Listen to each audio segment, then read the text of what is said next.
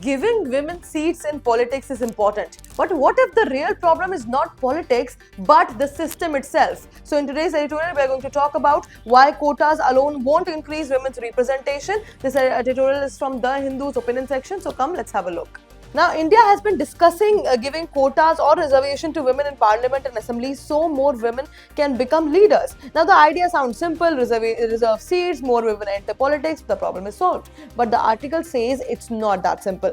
Quotas can help increase numbers, but they won't fix deeper problems that stop women from fully participating in politics. The key problems are the society and the family pressure. We all know that many women face restrictions at home, household duties and patriarchy limit their freedom. Around 66% women said they don't have full freedom to participate politically. Then the key problem becomes the political party bias. Now there is a political party bias also. Parties prefer male candidates even when women are equally qualified. This shows a structural bias in ticket distribution. Third is the lack of awareness and confidence. Some women lack exposure, education and encouragement. This reduces interest and participation.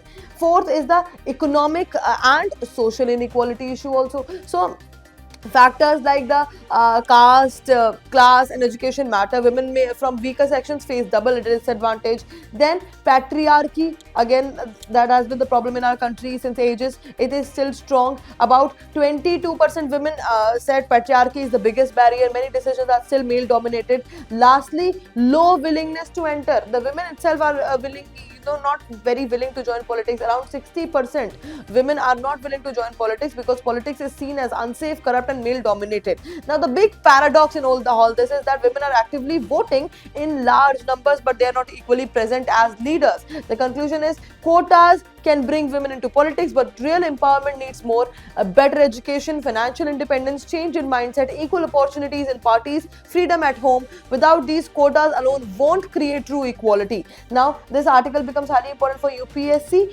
GS paper 2, polity and governance, women reservation bill, representation and democracy, role in political parties, GS paper 1, society, patriarchy and gender inequality, role of caste, class and education. And for essay also, there can be topics like women empowerment in India, representation versus participation.